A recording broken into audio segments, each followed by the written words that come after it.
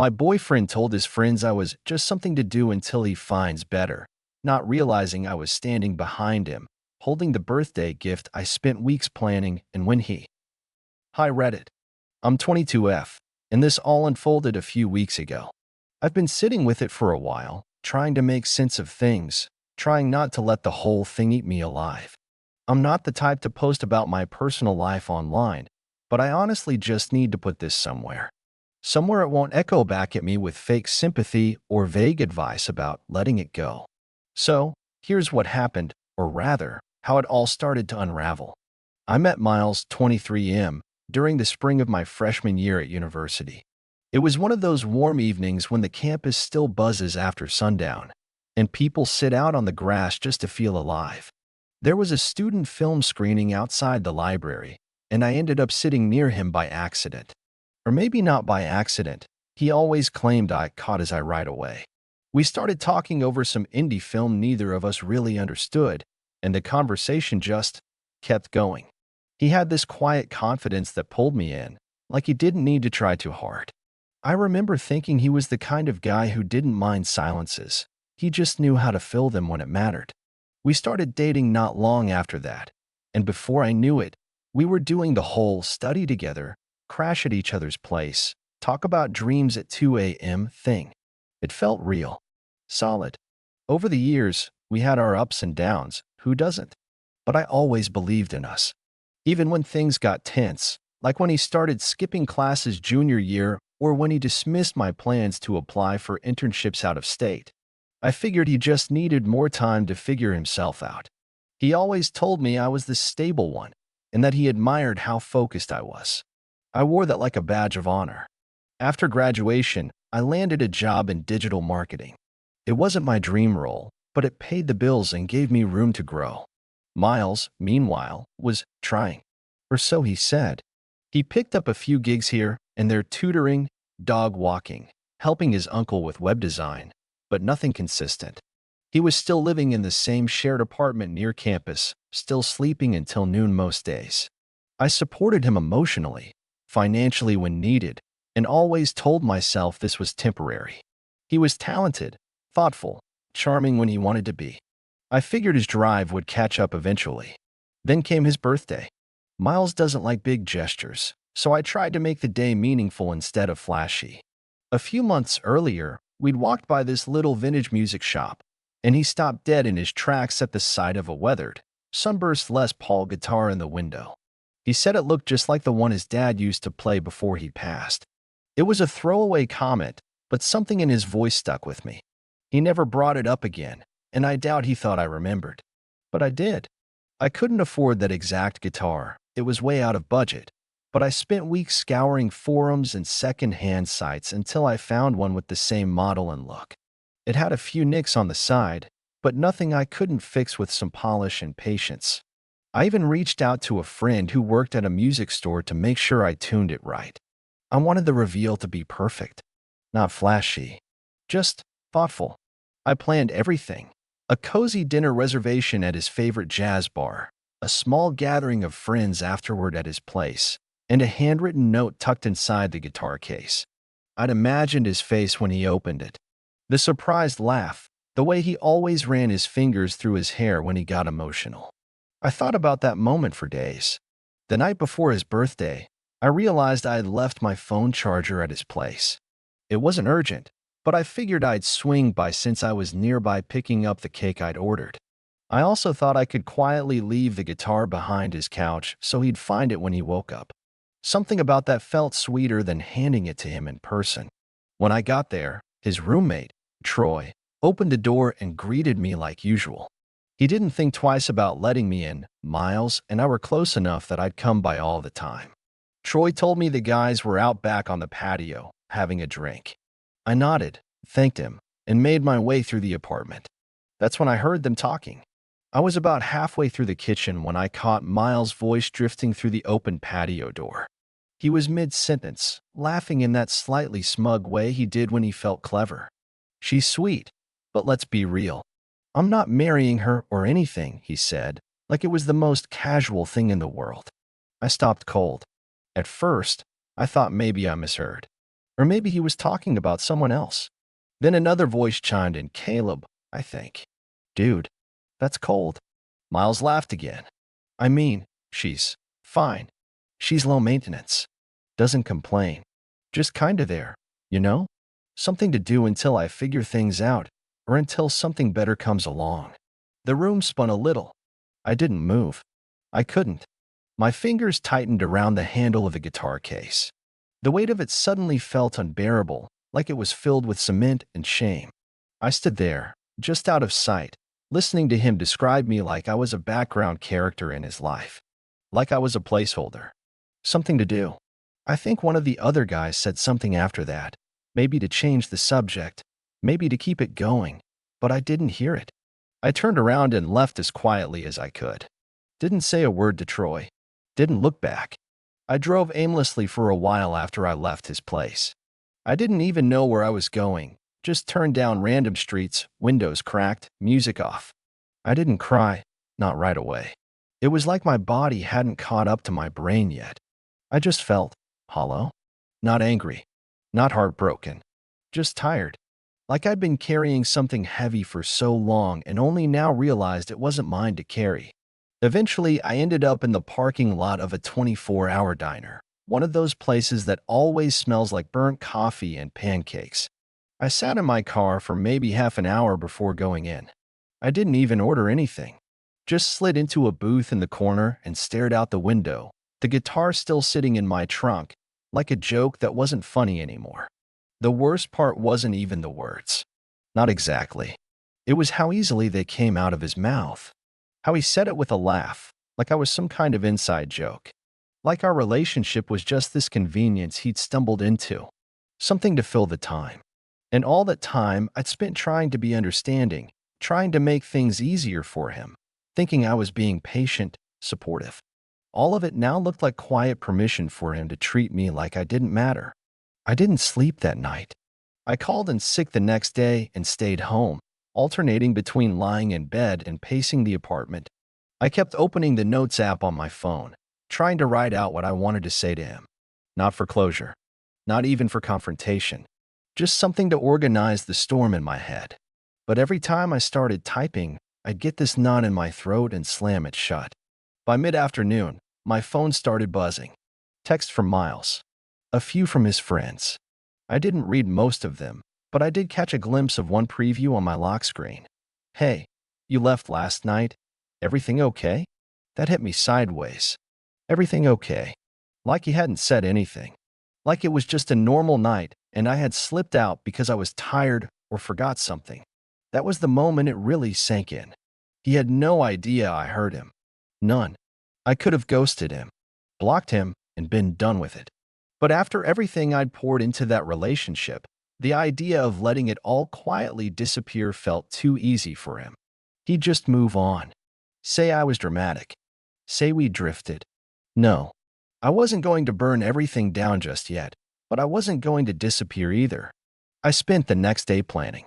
Not in a vindictive movie villain way. Just methodically. Calmly. Like sorting laundry.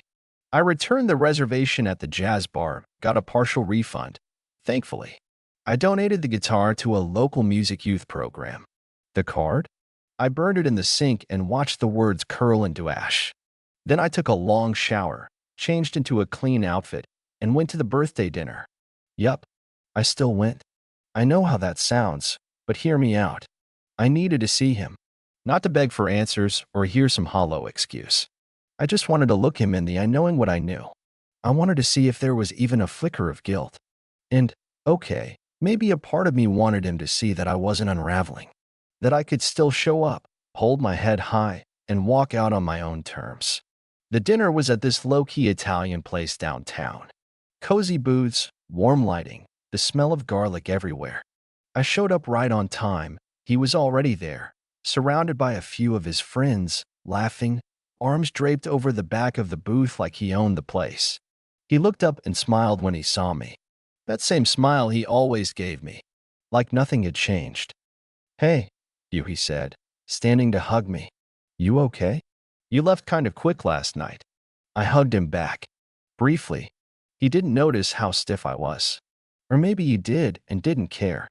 Yeah, I said, sliding into the seat across from him. Just tired. He didn't bring it up again. We ordered food. He talked about some new job lead, joked with his friends, nudged me under the table when the waiter got his name wrong. It was surreal, sitting across from him, knowing what I knew, pretending for the sake of everyone else that we were still us. At one point, Caleb showed up and slid into the booth next to Miles. I watched him carefully. He didn't look at me any differently, didn't act weird or awkward, just nodded a hello and reached for the bread basket. I waited for a sign, some crack in the surface. Nothing. These guys were used to covering for each other. It was second nature. But the thing is, I wasn't. So when dessert came, some giant slice of tiramisu with a candle sticking out, I smiled politely, wished him happy birthday, and handed him a plain white envelope. He opened it, eyebrows raised, expecting something inside. A gift card, maybe. A ticket to something. Inside was a printed photo of the guitar, sitting on a bench with a little note next to it. Thought this might have been meaningful. Changed my mind. Donated it instead. Happy birthday. He looked at it, confused, then glanced up at me. What's this? That, I said, finishing the last bite of my pasta, was supposed to be your gift. The table got quiet. Caleb glanced over, confused, but I didn't look at either of them. And why'd you change your mind? Miles asked, trying to laugh it off, but his voice had tightened just enough. I met his eyes, finally. You said I was just something to do. I didn't think you needed a gift from someone who's just killing time. And then I stood up, smoothed out my coat, and walked out. I walked to my car slowly, trying to hold myself together. My hands were shaking, but I couldn't pinpoint if it was from the adrenaline of what I just said or from the sense of finality that came with it. I wasn't angry, not really. I wasn't looking to break anything or turn the tables in a dramatic fashion. I just needed to walk away. I needed him to understand, at least on some level, that I wasn't some placeholder. But the text that buzzed on my phone as I unlocked the door to my car shifted everything. It wasn't from Miles. It was from his sister, Zoe. Zoe had always been complicated. She wasn't exactly the baby of the family, but she was definitely the one who always got away with things.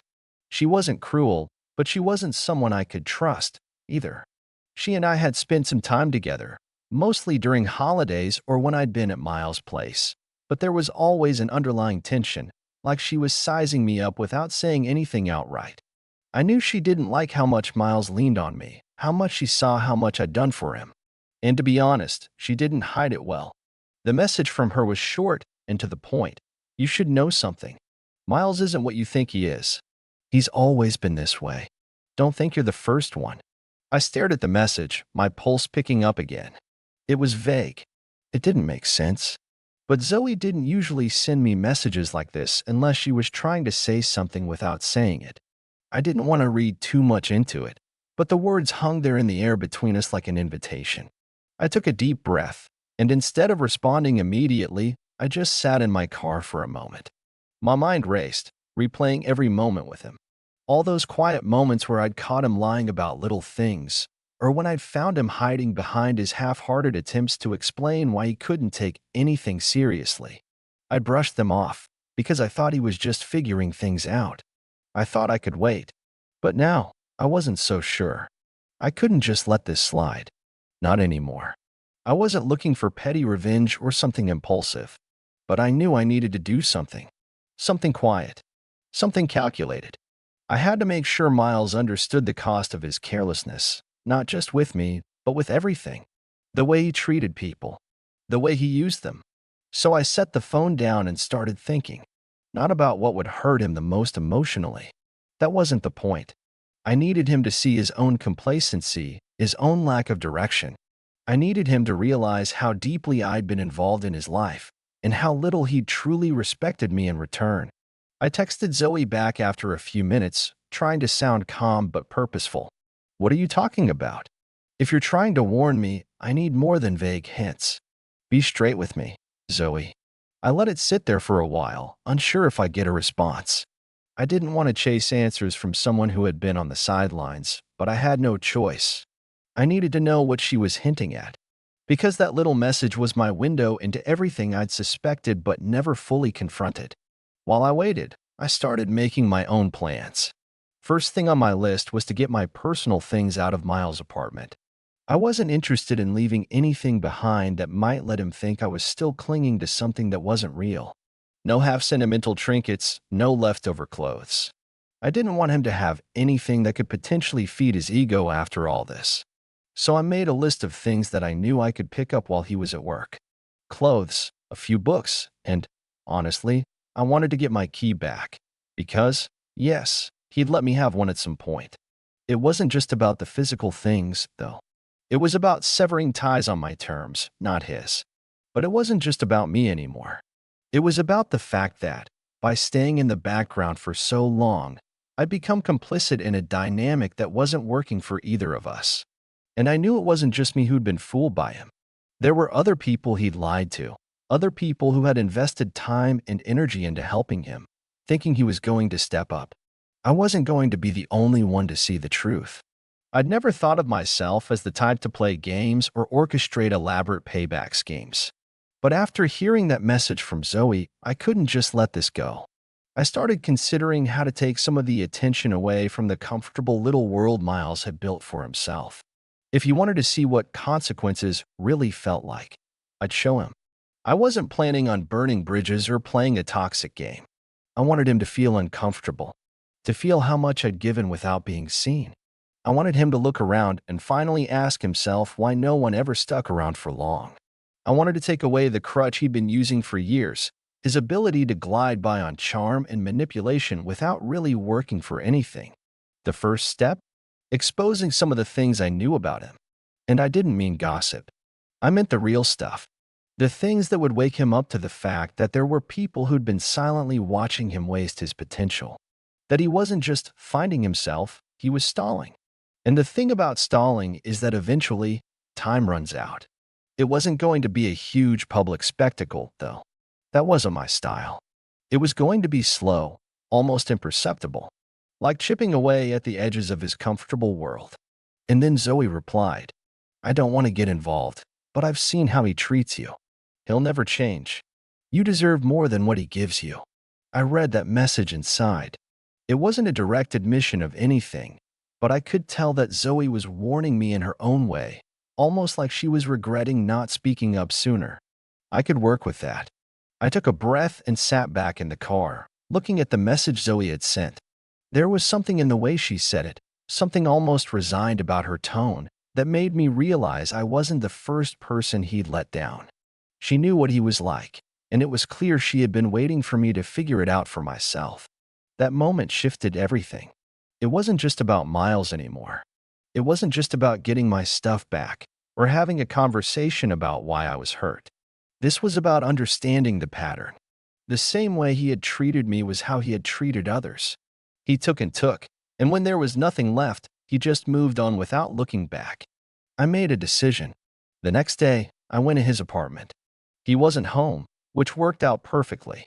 I packed up all my things, the clothes, books, and things that had been mine. I didn't take much. I didn't need reminders of someone who had never truly been present. I left the key on his kitchen counter with a note that simply said, "I'm done.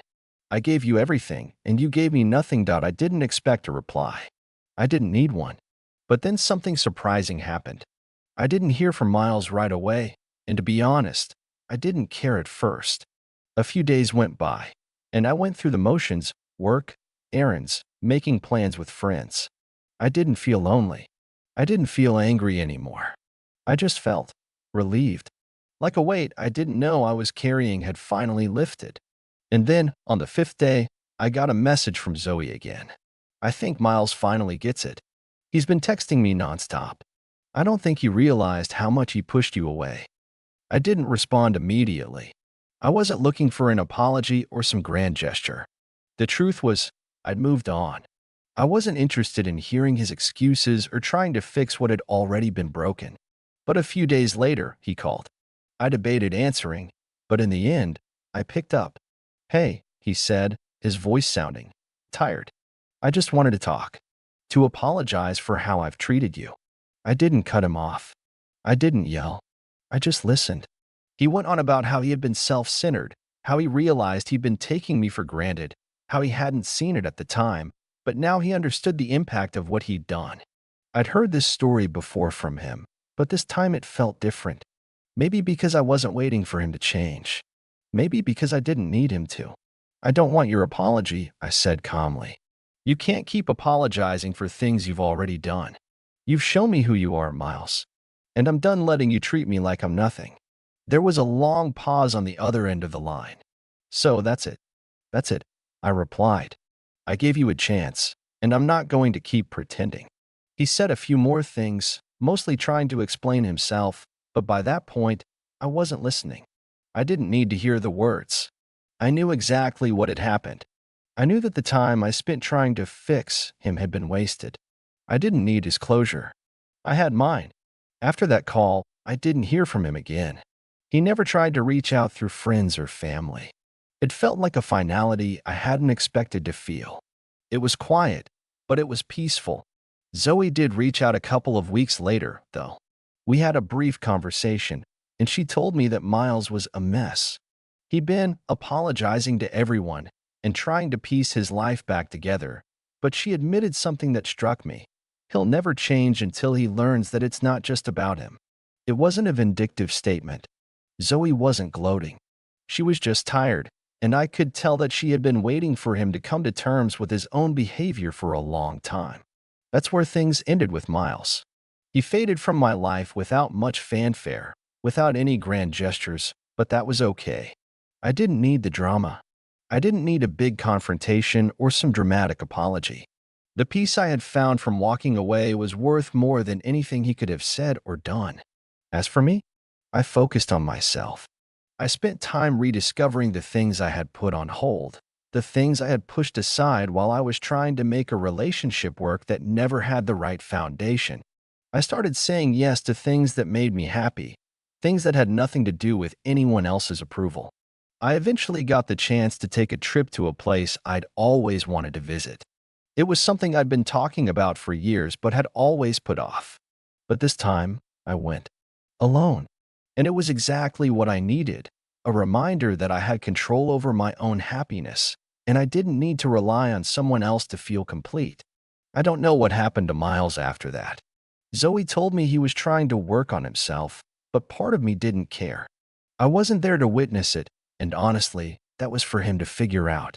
I knew I had made the right choice, and that was enough. As for Zoe, we ended up keeping in touch a little. Not like we were best friends, but she seemed to respect the way I'd handled things. And maybe, just maybe, it made her look at things a little differently in her own life. At the end of the day, I realized that the revenge wasn't about any grand act or dramatic confrontation. It wasn't about watching Miles squirm. It was about finding my own peace. And in that quiet space, I found a new kind of strength. That was all the closure I needed.